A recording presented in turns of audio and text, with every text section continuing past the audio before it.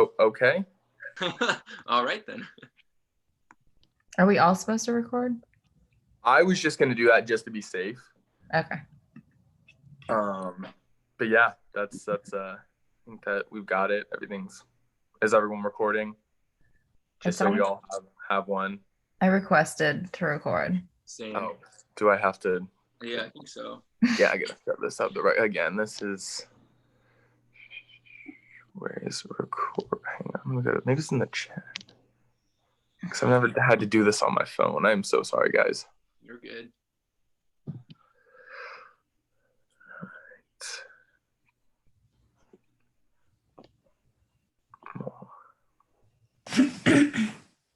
No.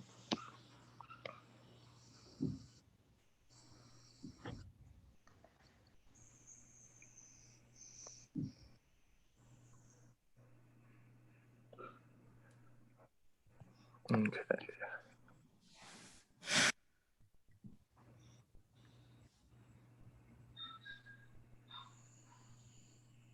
That's weird. It didn't send me like a. Well, if only one person, I think only one person has to submit it, right? Yeah. It says mine's recording on the left-hand screen. Oh, wait, it does say mine's recording, I think. Okay. Oh, thanks. I didn't see that. Cool. Okay. Let's see. Sorry, I'm trying to pull everything up. No. That I could. So how is everyone? Good. Good. Great. So maybe let's just jump into it. Yeah, probably. What makes a good leader? Who wants to start? I'll start. So prior to reading the chapter, I had this idea of like what makes a leader, and I just thought like obviously the positive qualities, which are like I thought of patience, understanding, and then determination and drive. Just from my experience with like bosses and teachers, that's always something that I've admired about them and their ability to kind of inspire with those qualities. But then I kept reading the book and started talking about like symbols and what else? Symbols and how like it's a human condition and reality and all this stuff. And it was just a lot more profound than I thought it was going to be. I was like, oh, wow, this is like really interesting. So then I started thinking about that and the question of like a bad leader. And for some reason, the show, I don't know if you have seen it, American Horror Story, the cult season, that came to my mind. And I was like, that show really explored like good leaders, bad leaders, and in general, just the way people follow these leaders, and the effect of it. And I just thought like, I was like, wow, that's really interesting. But yeah, that's what I took out of that. That's actually a really good point. I never thought about the American Horror Story cult, but that's like a really good example because it really shows those polar opposites. I vaguely remember the season. I know it's like a lot about politics, right? That's the right. It's mainly about politics. Yeah. Oof, that was insane. Yeah, but if you take the politics out of it, it's just about leadership and just leadership styles and people following. It's really interesting. Mm-hmm. Yeah.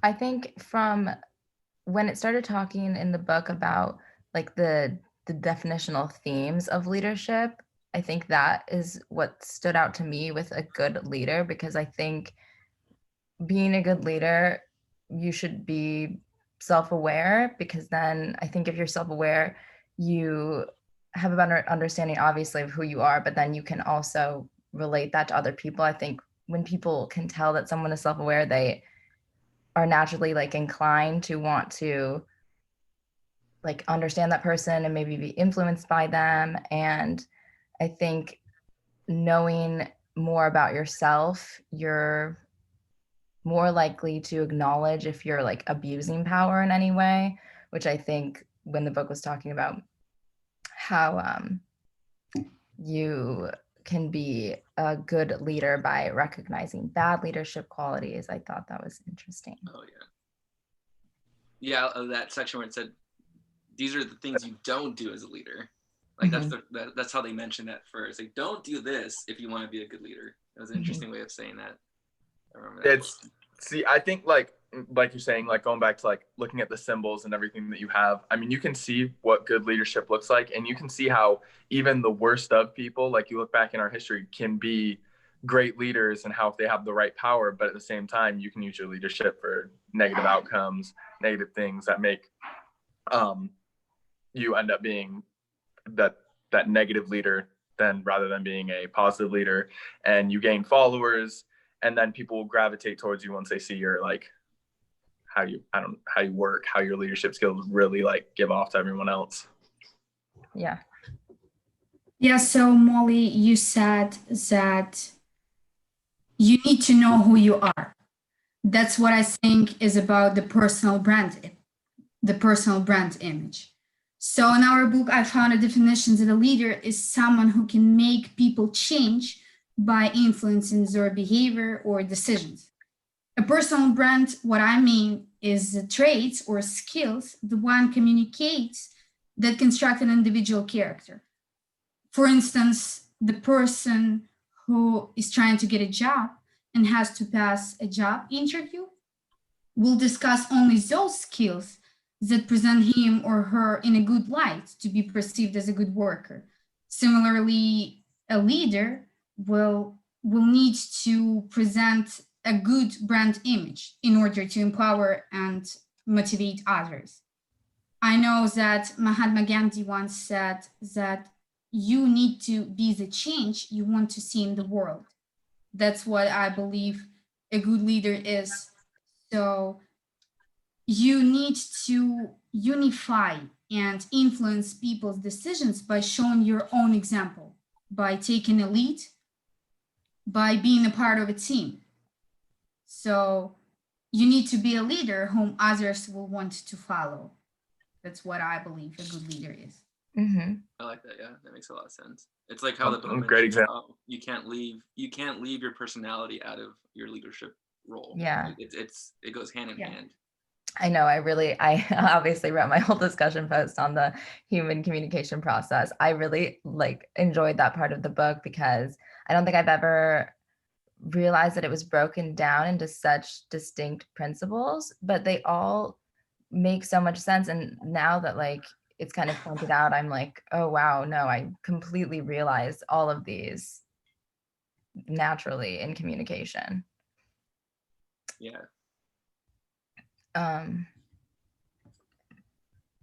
Let's see. So what about a bad leader? Maybe that is someone who doesn't want to participate in a group, so doesn't want to take a lead, a responsibility for the group or a team. I believe a bad leader commands people. Like you have said about people in past and history that had a great power and were a great leaders, but instead of showing the right example, they were dictators. That is the main difference between a leadership and a poor leadership. Mm-hmm.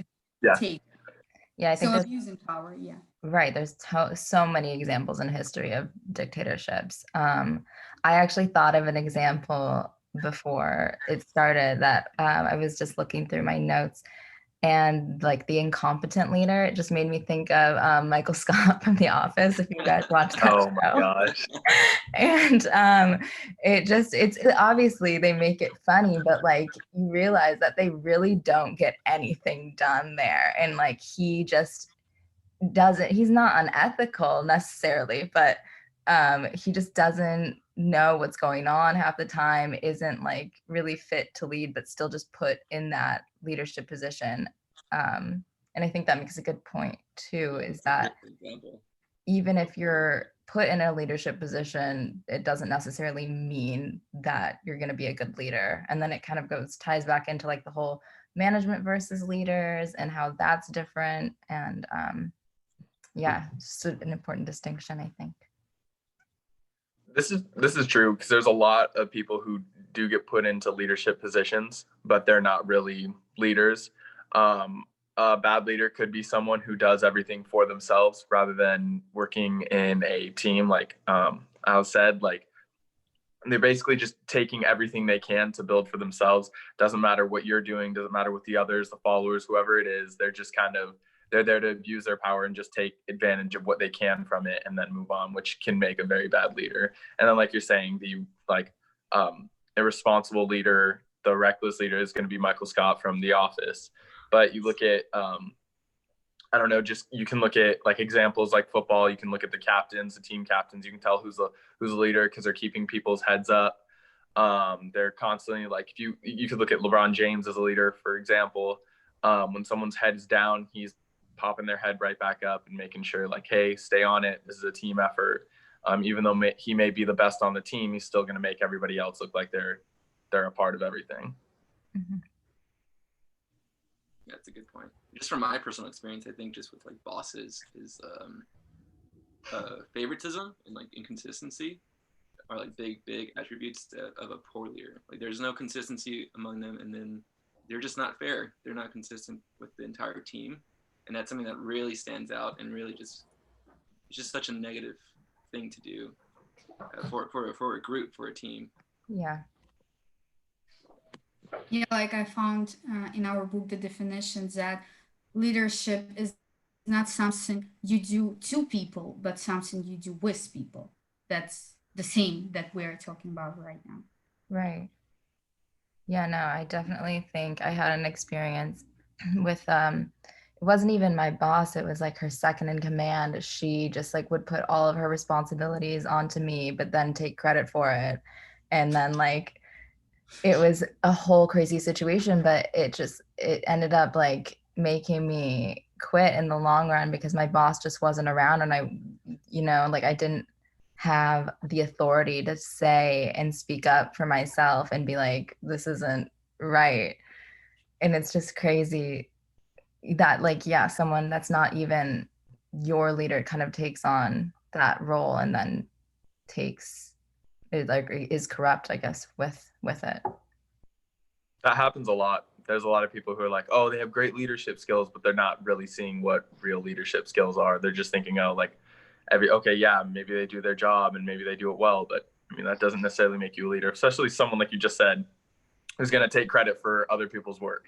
Mm-hmm. Like that's not a leader. Someone who's going to recognize that person, like, hey, that wasn't me. That was all them. But hey, like give a shout out to them, at least do some type of credit. But when you're going to take credit for where it's not due, then that's terrible leadership. Yeah. All right. Cool. Does it say a time on anyone's? I think it was, let me look. I have 19 minutes, but I think we started maybe like 4 minutes in. But I mean, this had to be 10 to 12 minutes. So. Okay, well, if anyone has anything else to say, then we can stop recording. Yeah, I think we are good. Cool. There. Does everyone agree on that? Yeah. Cool. All right, let me go hit stop recording. See an email notification on the cloud.